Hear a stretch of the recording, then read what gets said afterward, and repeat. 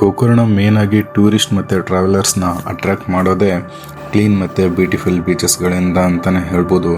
ಎಷ್ಟು ಅದ್ಭುತವಾಗಿದೆ ಅಂದರೆ ಸುತ್ತಮುತ್ತ ಹಚ್ಚ ಹಸಿರಿನಿಂದ ಕೂಡಿದ ಮಲೆನಾಡು ಹಾಗೂ ಕಡಲ ತೀರಗಳು ಭೂಮಿಯ ಮೇಲಿನ ಸ್ವರ್ಗ ಥರ ಫೀಲ್ ಆಗುತ್ತೆ ಗುರು.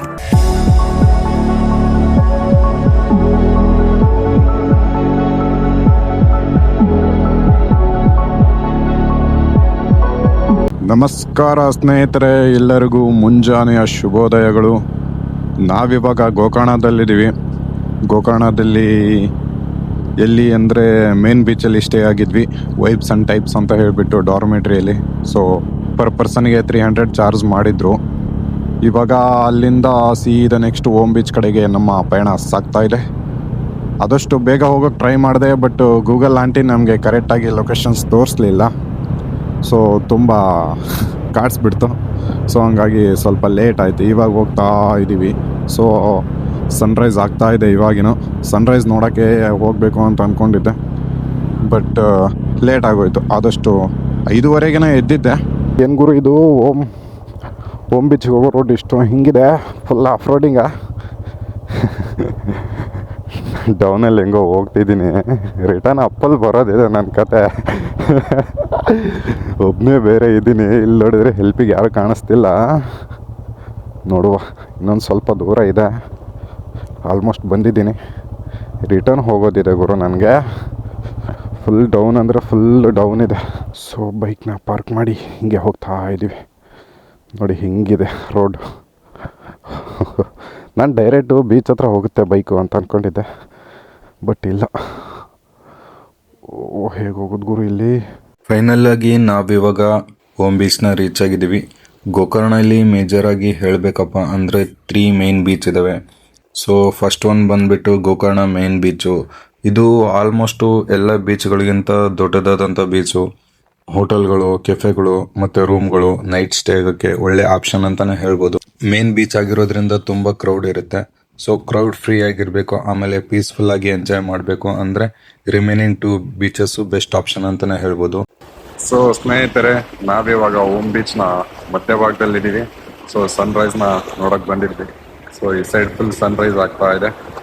ಸೊ ಇವಾಗ ಪ್ರೆಸೆಂಟು ಓಮ್ ಬೀಚ್ನ ಸೆಂಟ್ರಲ್ ಇದ್ದೀವಿ. ಸೊ ನಿಮಗೆ ಫುಲ್ ಬೀಚ್ನ ತೋರಿಸ್ತೀನಿ ನೋಡಿ.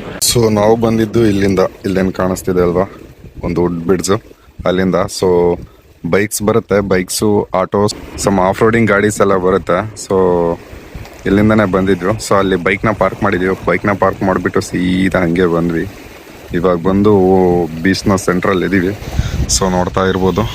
ಸೊ ಅಲ್ಲಿಂದ ಮತ್ತೆ ಇಲ್ಲಿಂದ ಈ ಸೈಡ್ ಇದೆ ಪೂರ್ತಿ. ಸೊ ಸೆಂಟ್ರಲ್ ಇದ್ದೀವಿ ನಾವು ಇವಾಗ ಬೀಚ್ನ.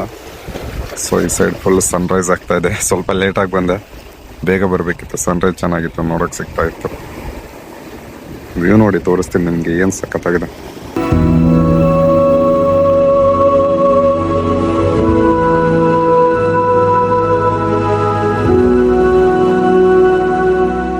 ಸೊ ಇದು ನೋಡಿ, ನೈಟ್ ಟೈಮಲ್ಲೆಲ್ಲ ವಾಟರ್ ಲೆವೆಲ್ ಜಾಸ್ತಿ ಆಗಿರುತ್ತೆ. ಅದಾದಮೇಲೆ ಮತ್ತೆ ಮಾರ್ನಿಂಗ್ ಆಗ್ತಾ ವಾಟರ್ ಲೆವೆಲ್ ರೆಡ್ಯೂಸ್ ಆಗುತ್ತೆ. ಮತ್ತು ಈವ್ನಿಂಗ್ ಆಗ್ತಾ ವಾಟರ್ ಲೆವೆಲ್ ಮತ್ತೆ ಜಾಸ್ತಿ ಆಗುತ್ತೆ. ಸೊ 1 ಅವರಲ್ಲಿ ಏನಾದರೂ ಬೋಟಿಂಗ್ ಮಾಡೋಂಗಿದೆ ಅರ್ಲಿ ಮಾರ್ನಿಂಗ್ಗೆ ಹೋಗಬೇಕು, ಇಲ್ಲ ಈವ್ನಿಂಗ್ ಹೋಗ್ಬೇಕು, ಚೆನ್ನಾಗಿರುತ್ತೆ. ಆ್ಯಕ್ಚುಲಿ ಗೋಕರ್ಣಲ್ಲಿ ಗೋಕರ್ಣ ಮೇನ್ ಬೀಚಿಂದ ಸೀದಾ ಅಪ್ ಟು ಪ್ಯಾರಡೈಸ್ ಬೀಚ್ವರೆಗೂ ಟೋಟಲ್ ಆಗಿ ಒಂದು 8 to 10 ಕಿಲೋಮೀಟರ್ಸ್ ಟ್ರೆಕ್ಕಿಂಗ್ ಇದೆ, ಬೀಚ್ ಟ್ರೆಕ್ಕಿಂಗು. ಸೊ ಆ್ಯಕ್ಚುಲಿ ಮಾಡೋ ಹಂಗಿದ್ದಿದ್ರೆ ಅರ್ಲಿ ಮಾರ್ನಿಂಗ್ಗೆ ಸ್ಟಾರ್ಟ್ ಮಾಡಬೇಕು, ಯಾಕಂದರೆ ನೂನ್ ಆದಷ್ಟು ಬಿಸಿಲು ಜಾಸ್ತಿ ಆಗುತ್ತೆ. ಸೊ ಟಯರ್ಡ್ ಅನ್ಸುತ್ತೆ. ನೀವೇನಾದರೂ ಸ್ಟಾರ್ಟ್ ಮಾಡೋಂಗಿದ್ರೆ ಮಾರ್ನಿಂಗ್ ಒಂದು 6 o'clock 6:30ಇಂದಾನೇ ಸ್ಟಾರ್ಟ್ ಮಾಡಿ. ಸೊ ಲೇಟ್ ಮಾಡಿದರೆ ಸನ್ರೈಸ್ ಅಷ್ಟೊಂದೇನು ಚೆನ್ನಾಗಿ ಕಾಣಿಸಲ್ಲ.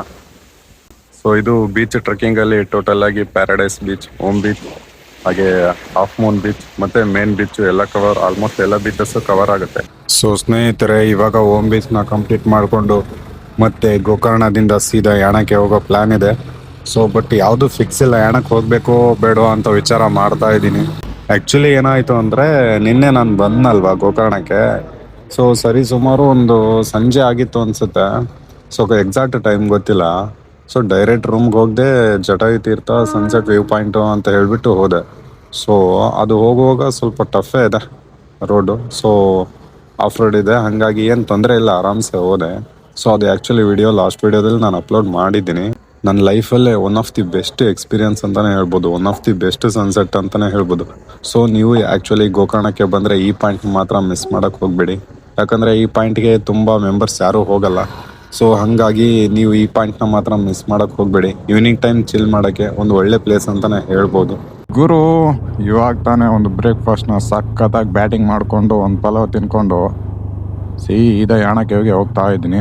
ಹೋಮ್ ಬೀಚ್ನ ಎಲ್ಲ ಮುಗಿಸ್ಕೊಂಡು ಕಂಪ್ಲೀಟ್ ಮಾಡಿಕೊಂಡು ಸೀದಾ ಡೈರೆಕ್ಟಾಗಿ ಹೊನ್ನವರಕ್ಕೆ ಹೋಗೋಣ ಅಂತ ಅಂದ್ಕೊಂಡೆ. ಬಟ್ ಏನಾಯಿತು, ಯಾಣಕ್ಕೆ ನಿಯರ್ ಆಗತ್ತಲ್ವ, ಹೋಗೋಣ ಅಂತ ಒಂದು ಟೈಮ್ ಅನಿಸ್ತು. ಸ್ಕಿಪ್ ಮಾಡಿಬಿಡೋಣ ಯಾಣ, ನೆಕ್ಸ್ಟ್ ಟೈಮ್ ಯಾವಾಗಾದರೂ ಹೋಗೋಣ, ಇವಾಗ ಸೀದಾ ಡೈರೆಕ್ಟಾಗಿ ಹೊನ್ನವರಕ್ಕೆ ಹೋಗೋಣ ಅಂತೇಳಿ ಅಂದ್ಕೊಂಡೆ. ಬಟ್ ಯಾಣಕ್ಕೆ ಹೋಗೋ ರೂಟ್ ಚೆನ್ನಾಗಿದೆ ಅಂತಂದರು. ಸೊ ಅದಕ್ಕೋಸ್ಕರ ನಾನು ಟ್ರೈ ಮಾಡೋಣ ಅಂತ ಹೇಳಿ ಬಂದು ಹಸು ಬೇರೆ ಆಗಿತ್ತು ಸಿಕ್ಕಾಪಟ್ಟೆ. ಟೈಮ್ ಬಂದು ಇವಾಗ 10:30 ಆಗಿದೆ. ಸೊ ಅದಕ್ಕೆ ಏನು ಮಾಡೋದು ಅಂತ ಹೇಳಿಬಿಟ್ಟು ಬ್ರೇಕ್ಫಾಸ್ಟ್ ಮಾಡಿದೆ ಅಲ್ಲಿ ಸರ್ಕಲಲ್ಲಿ. ಗೋಕರ್ಣದಿಂದ ಒಂದು 15 ಕಿಲೋಮೀಟ್ರ್ ಬಂದಿದ್ದೆ. ಸೊ ಅಲ್ಲೊಂದು ಬ್ರೇಕ್ಫಾಸ್ಟ್ ಮಾಡಿಕೊಂಡು ನೋಡೋಣ, ವಿಚಾರ ಮಾಡೋಣ ಅಂತೇಳಿ ಅಂದ್ಕೊಂಡೆ. ಅದಾದಮೇಲೆ ಇರಲಿ ಹೋಗಿಬಿಡೋಣ ಯಾಣಕ್ಕೆ, ಇಲ್ಲಿವರೆಗೂ ಬಂದಿದ್ದೀನಿ ಮತ್ತೆ ಯಾಕೆ ಮಿಸ್ ಮಾಡೋದು ಅಂತ ಅಂದ್ಕೊಂಡು ಇವಾಗ ಹೋಗ್ತಾ ಇದ್ದೀನಿ. ರೋಡ್ ಮಾತ್ರ ನೆಕ್ಸ್ಟ್ ಲೆವೆಲ್ಲು, ತಿಕ್ ಫಾರೆಸ್ಟ್ಗಳು ಹೊಸ್ದಾಗಿ ಬೇರೆ ಮಾಡಿದ್ದಾರೆ ರೋಡು. ತೊಂದರೆ ಇಲ್ಲ, ಒಬ್ಬರು ಬರ್ಬೋದು, ಏನಿಲ್ಲ. ಸೋಲೋ ಆಗಿನೂ ಬಂದ್ರೂ ತೊಂದರೆ ಇಲ್ಲ ಅಂತ ಕೇಳಿದೆ ನಾನು ಅಲ್ಲಿ. ಬ್ರೇಕ್ಫಾಸ್ಟ್ ಮಾಡ್ತಾ ಇದ್ನಲ್ವ, ಟಿಫಿನ್ ಮಾಡುವಾಗ ಅಲ್ಲಿ ಹೋಟೆಲಲ್ಲಿ ಕೇಳಿದೆ, ಏನು ತೊಂದರೆ ಇಲ್ಲ, ಹೋಗ್ಬೋದು ಒಬ್ಬೊಬ್ಬರೇ, ಏನು ಪ್ರಾಬ್ಲಮ್ ಇಲ್ಲ ಅಂತ ಹೇಳಿದರು. ಸೊ ಅದಕ್ಕೆ ಹೋಗೋಣ ಅಂತ ಹೇಳ್ಬಿಟ್ಟು ಧೈರ್ಯ ಮಾಡಿಕೊಂಡು ಹೋಗ್ತಾ ಇದ್ದೀನಿ ಇವಾಗ. ಘಾಟ್ ರೋಡಲ್ಲಿ ಹೆಂಗಂದರೆ ನಾವೊಂದು 50-60ನೇ ರೈಡ್ ಮಾಡಲಿ ಎಷ್ಟೊಂದು ಸ್ಪೀಡ್ ಓಡಿಸ್ತಿದ್ವಲ್ಲ ಅಂತೇಳಿ ಫೀಲ್ ಆಗುತ್ತೆ ನನಗೆ. ಅದೇ ನಾರ್ಮಲ್ ಪ್ಲೇನ್ ರೋಡಲ್ಲಾದರೆ ಒಂದು 70-80-90 ಹೋದ್ರೂ ಎಷ್ಟೊಂದು ಸ್ಲೋ ಹೋಗ್ತಿದೆಯಲ್ಲ ಬೈಕು ಅಂತ ಅನಿಸುತ್ತೆ ಅಲ್ವಾ? ನಿಮಗೂ ಈ ಥರ ಅನಿಸಿದೆ ಯಾವತ್ತಾದರೂ? ಏನೋ ಗೊತ್ತಿಲ್ಲ, ಟ್ರಾವೆಲಿಂಗ್ ಅಂದರೆ ಭಾಳ ಹುಚ್ಚಿದೆ ನನಗೆ. ಇವಾಗಂತಲ್ಲ, ಡಿಗ್ರಿಯಲ್ಲಿದ್ದಾಗಿಂದನೂ ಇದೆ. ಸೊ ಸಿಕ್ಕಾಪಟ್ಟೆ ಕ್ರೇಜ್ ಗುರು ಟ್ರಾವೆಲಿಂಗ್ ಅಂದರೆ. ತಿರುಗಾಡಬೇಕು, ಸುತ್ತಾಡಬೇಕು. ಕೆಲವ್ರಿಗೆ ಬೇರೆ ಬೇರೆ ರೀತಿಯಲ್ಲಿ ಖುಷಿ ಕೊಡುತ್ತೆ, ಬಟ್ ನನಗೆ ಇದೇ ಖುಷಿ ಕೊಡೋದು, ಟ್ರಾವೆಲಿಂಗ್. ಅಪ್ಪ ಅಪ್ಪ ಅಪ್ಪ ಅಪ್ಪ ಏನ್ರಿ ಯಪ್ಪ, ಏನಿದೆ ಗುರು ರೋಡ್ ಇದು, ಸೈಕಲ. ಸೊ ಗುರು ನಮ್ಮ ಬೈಕ್ನ ಎಂಟ್ರೆನ್ಸಲ್ಲಿ ಪಾರ್ಕ್ ಮಾಡಿ ಇವಾಗ ವಾಕ್ ಮಾಡ್ಕೊಂಡು ಹೋಗ್ತಾ ಇದ್ದೀವಿ ಯಾಣಕ್ಕೆ ಹತ್ರ. ಸುಮಾರು ಅಲ್ಲಿಂದ ಬೈಕ್ ಪಾರ್ಕಿಂಗಿಂದ ಹಿಡಿದು ಸುಮಾರು ಯಾಣಕೆವಿಗೆ 1-1.25 ಕಿಲೋಮೀಟ್ರ್ ಆಗುತ್ತೆ ಅಂತ ಹೇಳಿದರು. ಸೊ ವಾಕ್ ಮಾಡ್ತಾ ಇದ್ವಿ. ಸೊ ರೈಟ್ ಸೈಡಲ್ಲಿ ಒಂದು ಫಾಲ್ಸ್ ಇದೆ, ಕಂಟಿನ್ಯೂಸ್ ಆಗಿ ವಾಟರ್ ಫ್ಲೋ ಆಗ್ತಾ ಇದೆ. ಸೊ ನೀವು ಇಲ್ಲಿ ನೋಡ್ತಾ ಇರ್ಬೋದು. ಸೊ ಫಾರೆಸ್ಟ್ ಮಾತ್ರ ಕ್ರೇಜಿ ಇದೆ ಗುರು ಇದು. ಯಾಕಂದರೆ ನಂಗೆ ಇದು ಏನು ಫೀಲ್ ಕೊಡ್ತಿದೆ ಅಂದರೆ, ಅವತಾರ್ ಮೂವಿ ಫಸ್ಟ್ ಏನಿದೆ ಅದೇ ಥರ ಫೀಲ್ ಕೊಡ್ತಿದೆ. ಫಾರೆಸ್ಟ್ ಮಾತ್ರ ಸಕ್ಕತ್ತಿದೆ ನೋಡಿ. ಫಾರೆಸ್ಟ್ ತೋರಿಸ್ತೀನಿ ನೋಡಿ ನಿಮಗೆ, ಏನು ಸಕ್ಕತ್ತಿದೆ ಇದು. ಒಂದೊಂದು ಮರಗಳು ಎಷ್ಟು ದೊಡ್ಡದಾಗಿದೆ ನೋಡುಗುರು ಇದು. ನಾನು ಹಿಂಗೆ ಹಿಡ್ಕೊಂಡ್ರು ಅಪ್ಕೊಂಡ್ರು 1-2-3 ಬೇಕಿದ್ನ ಅಪ್ಕೊಳ್ಳೋಕ್ಕೆ, ಅಷ್ಟೊಂದು ದೊಡ್ಡದಾಗಿದೆ ಇದು ಮರ ನೋಡಿ. ಎಷ್ಟು ಚೆನ್ನಾಗಿದೆ ಅಂದರೆ ಫಾರೆಸ್ಟು, ತಿಕ್ ಫಾರೆಸ್ಟು. ಏನು ತಂಪು ಇದೆ ಗೊತ್ತಾ, ನೆಮ್ಮದಿಗುರು. ಆ ವಾಟರ್ ಸೌಂಡು, ಅಲ್ಲೆಲ್ಲಿ ಬರ್ಡ್ ಸೌಂಡ್ ಮಾಡ್ತಾ ಇರೋದು, ಆಮೇಲೆ ಕೀಟಗಳು ಸೌಂಡ್ ಮಾಡ್ತಾ ಇರೋದು, ಏನು ಸಖತ್ ಕೇಳಿಸ್ತಿದೆ ಗೊತ್ತಾ. ಹೋಗೋ ಪ್ಲೇಸ್ಗಿಂತ ಹೋಗೋ ದಾರಿ ಸಖತ್ತಿರುತ್ತೆ ಅಂತ ಹೇಳ್ತಾರಲ್ವ. ಸೊ ಅದು ಮಾತ್ರ 100% ಸುಳ್ಳಲ್ಲ. ಸೊ ಪ್ಲೇಸ್ ಏನು ನೋಡಿಲ್ಲ, ಹೋಗ್ತಾ ಇದ್ದೀನಿ ಇವಾಗ. ಆಲ್ರೆಡಿ ಒಂದು 800-900 ಮೀಟರ್ಸ್ ವಾಕ್ ಮಾಡ್ಕೊಂಡು ಬಂದಿದ್ದೀನಿ. ಸೊ ಹೋಗ್ತಾ ಇದ್ದೆ. ಪ್ಲೇಸ್ ಮಾತ್ರ ಚಿಂದೆ ಇದೆ ಗುರು, ಪ್ರಶಾಂತವಾಗಿದೆ.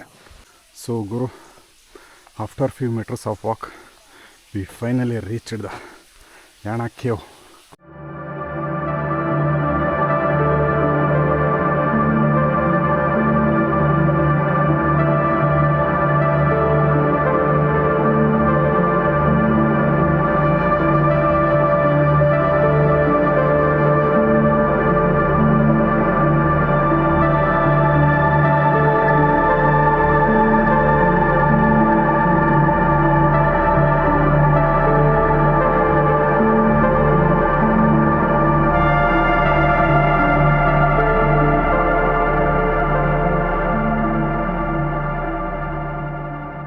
ಕೇವ್ ವಿಸಿಟ್ ಎಲ್ಲ ಮುಗಿಸ್ಕೊಂಡು ರಿಟರ್ನ್ ಹೋಗ್ತಾ ಇದ್ವಿ.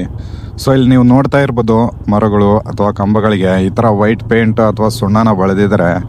ಏನಕ್ಕಂದರೆ ಅದು ಸೇಫ್ಟಿ ಪರ್ಪಸ್ಗೆ ವಿಸಿಬಲ್ ಇರಲಿ ಅಂತ ಹೇಳಿಬಿಟ್ಟು ಯಾವುದೇ ವೆಹಿಕಲ್ಲು ಆ ಕಡೆಯಿಂದ ಬರಲಿ ಅಥವಾ ಈ ಕಡೆಯಿಂದ ಆ ಕಡೆಗೆ ಹೋದರೆ ಡೈರೆಕ್ಟಾಗಿ ಕಾಣಿಸುತ್ತೆ ಅದು. ಇವನ್ ಈವ್ನಿಂಗ್ ಟೈಮಲ್ಲಿ, ನೈಟ್ ಟೈಮಲ್ಲಿ ಸೊ ಡಾರ್ಕ್ ಆದರೆ ಕಾಣಿಸಲ್ಲ, ಅದು ಡಾರ್ಕ್ ಆಗಿಬಿಟ್ಟಿರುತ್ತೆ ಅದೆಲ್ಲ ಮಳೆಗಾಲದಲ್ಲಿ ನೆಂದು ಪಾಚಿಗಟ್ಟಿ. ಸೊ ಅದಕ್ಕೋಸ್ಕರ ಎಷ್ಟು ಸೇಫ್ಟಿ ಹಾಕಿದ್ದಾರೆ ನೋಡಿ.